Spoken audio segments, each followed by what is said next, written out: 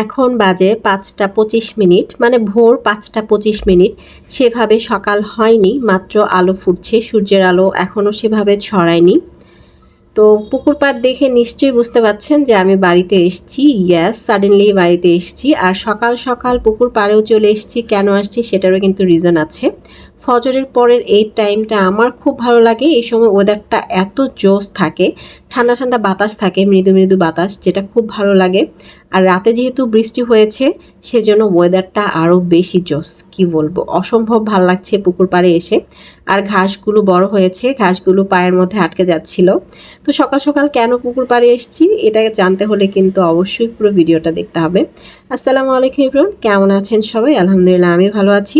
আর সকাল সকাল কিন্তু আমাদের বাসার সব থেকে ছোট নবাব উনিও উঠে চলে আসছে, তাহলে বুঝতেই পারেন কতটা স্পেশাল আজকে। তো নর্মালি আকাশ ঘুম থেকে উঠতে একটু লেট করে, তো আজকে ও কিন্তু চলে আসছে সকাল সকাল। তাহলে ব্যাপারটা আপনাদেরকে অবশ্যই বুঝতে হবে যে নিশ্চয়ই কোনো ঘটনা আছে। হ্যাঁ, ঘটনা তো বটেই।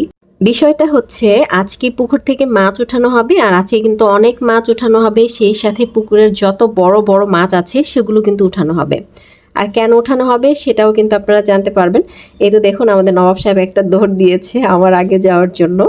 তো আমি ওঠার পর কিছুক্ষণ পরে ও উঠে গিয়েছে। আজকে মেইন রিজন হচ্ছে পুকুর থেকে বেশি মাছ ধরা, সেটা হচ্ছে মাছ আজকে বিক্রি করা হবে। বুঝতেই পাচ্ছেন আজকে কিন্তু মাছ বিক্রি করে আমরা লাখপতি হয়ে যাব। এর আগে তো বলেছি, এবার একদম সত্যি সত্যি আমরা লাখপতি হয়ে যাব মনে হচ্ছে। তো আমি আসার আগেই, মানে আমরা আসার আগেই দেখছি যে আমাদের যে জেলে ভাইয়েরা আছে ওনারা পুকুরে নেমেও গিয়েছে এবং মাছ কিন্তু ধরতেও শুরু করে দিয়েছে। তো মেইনলি যদি মাছ বিক্রি করতে হয়, অনেক সকালবেলা পুকুরে হচ্ছে জাল ফেলতে হয় এবং জাল ফেলে মাছ ধরে বাজারে নিয়ে যেতে হয়। এখানকার একটা প্রসিডিওর আছে, যেমন আপনি যত সকাল সকাল মাছ নিয়ে যাবেন এবং সেগুলো যদি জীবিত হয় তাহলে ভালো প্রাইস পাওয়া যায়। আমি খুব একটা বেশি জানি না এই বিষয়ে, আমার জ্ঞান খুবই অল্প। যারা এভাবে পুকুরে মাছ চাষ করেন, যাদের এ ধরনের প্রজেক্ট আছেন, তারা কিন্তু ভালো বলতে পারবেন এই বিষয়গুলো। আর একটা পুকুরের পেছনে কিন্তু অনেক পরিশ্রম করতে হয়। এভাবে যারা মাছ চাষ করেন, যাদের বিজনেস এটা, তারা খুব ভালোভাবে জানেন যে কতটা ইনভেস্ট করতে হয়, কতটা পরিশ্রম করতে হয়, কতটা টেক কেয়ার করতে হয়।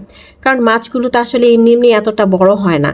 এগুলোর পেছনে যথেষ্ট শ্রম দিতে হয়, যথেষ্ট খাবার দিতে হয়। হাওয়ায় হাওয়ায় ভেসে আমরা আসলে কেউই বড় হতে পারি না। সেমভাবে মাছগুলো আসলে হাওয়ায় ভেসে ভেসে বড় হয় না, এগুলোকে খাবার দিতে হয়, যত্ন নিতে হয়, তবেই একটা পরিপূর্ণ মাছে পরিণত হয়। তো আমাদের আজকে যে পুকুর থেকে মাছ ধরা হচ্ছে, এখানে কিন্তু সব মাছ ধরা হবে না। যেগুলো সাইজে বড় বিক্রি করা যাবে শুধুমাত্র সেই মাছগুলোই ধরা হচ্ছে, বাকি মাছগুলো ছেড়ে দেওয়া হবে। আর খুব বেশি মাছ কিন্তু ধরা হবে না, জাস্ট কয়েক মন হয়তো ধরে বিক্রি করা হবে, যেহেতু ফার্স্ট টাইম বিক্রি করা হচ্ছে, মানে এবারের হচ্ছে প্রথম বিক্রি।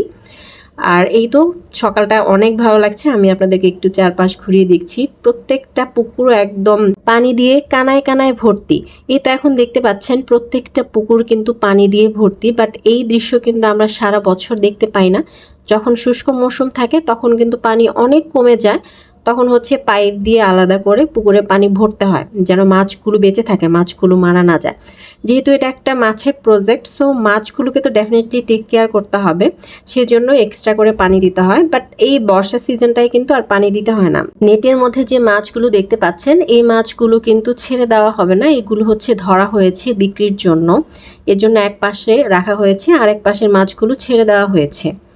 আর বালতিতে করে যে মাছগুলো নিয়ে গিয়েছি, এগুলো হচ্ছে পাশের একজনের পুকুরে হচ্ছে ছাড়া হবে, উনি আমাদের কাছ থেকে কিনে নিয়েছেন।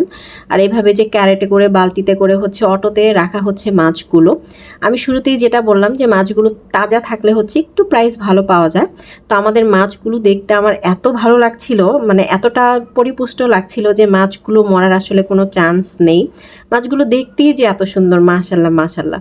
আর এদিকে বাবা হচ্ছে বালতিতে করে আমাদের খাওয়ার জন্য মাছ নিচ্ছিল। তো ফার্স্ট টাইমে ভাবছিলাম হয়তো এখান থেকে ছোটোখাটো কিছু মাছ নিবে, বাট আমি একদমই ভুল ছিলাম।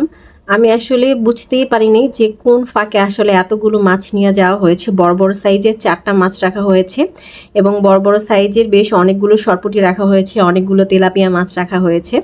তো বড় মাছের মধ্যে সিলভার এবং গ্রাস কাপ ছিল, যদিও আমি মাছের নাম খুব একটা ভালো জানি না, তো সম্ভবত মাছের নাম এটাই হবে।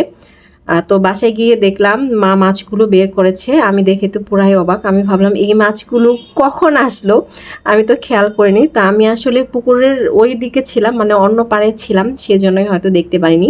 আর এই তো দেখতে পাচ্ছেন অটোর মধ্যে কিন্তু মাছ রাখা হয়েছে। মাছগুলো দেখতে উফ মাশাআল্লাহ অনেক ভালো লাগছে, আমার নিজেরই দেখতে অনেক ভালো লাগছে। তো আমার ইচ্ছা ছিল সাথে যাওয়ার, বাট মাছের জন্য আমি যেতে পারলাম না। মাছ থেকে আমি আসলে 100 হাত দূরে থাকি, মাছের অনেক গন্ধ লাগে আমার। যদিও আমাদের পুকুরের মাছের কিন্তু সেরকম কোনো গন্ধ নেই, খেতেও অনেক মজা। অনেক মাছ থাকে না রান্না করলেও গন্ধ থাকে, বাট এই মাছগুলো মাশাল্লাহ অনেক ভালো, আলহামদুলিল্লাহ, যে খেতে অনেক টেস্ট। নিজের পুকুরের মাছ বলে আসলে কথা। এই তো দেখুন বালতিতে করে কিন্তু এখন মাছগুলো নেওয়া হচ্ছে। এখানে টোটাল কত মন মাছ হবে সেটা জানি না, বাজারে যাবে বিক্রি করবে, মাপামাপি হবে, দেন বোঝা যাবে যে আসলে এখানে কতগুলো মাছ হয়েছে। এখানে কিন্তু সব টাইপের মাছ আছে, সিলভার, দেন হচ্ছে গ্রাস কার্প, কাতল, সরপুঁটি, দেন আরও কী কী জানি মাছ, আমি আসলে নামও জানি না, তো আসলে বলতে পারছি না, সরি। আর এই তো সব থেকে মজার জিনিস চিংড়ি, একদম দেশি কুচো চিংড়ি, ছোট ছোট চিংড়ি। এই যে চিংড়িগুলো দেখতে পাচ্ছেন, এই চিংড়িগুলো কিন্তু বাছা বা কাটা অসম্ভব, অনেক ছোট। এই চিংড়িগুলো বেছে বা কেটে খাওয়া যাবে না। এই চিংড়িগুলো ভর্তা অথবা বড়া করে খেতে হবে। ভর্তা এবং বড়া দুটোই কিন্তু চিংড়ি মাছের অনেক মজা হয়, অনেক মজা হয়। চিংড়ির একটা নিজস্ব ফ্লেভার আছে, যার জন্য ভর্তা বানান আর বড়া বানান দুটোই কিন্তু খেতে অনেক ভালো লাগে।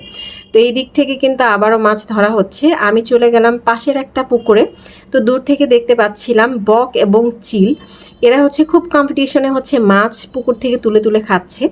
দূর থেকে আসলে ক্লিপ নিলে বোঝা যাবে না, তাই আমি পুকুর পাড়ে চলে এসেছি। আমাদের পুকুর পাড় থেকে এই পুকুরটা দেখা যায়, এই পুকুরটা আমাদের না।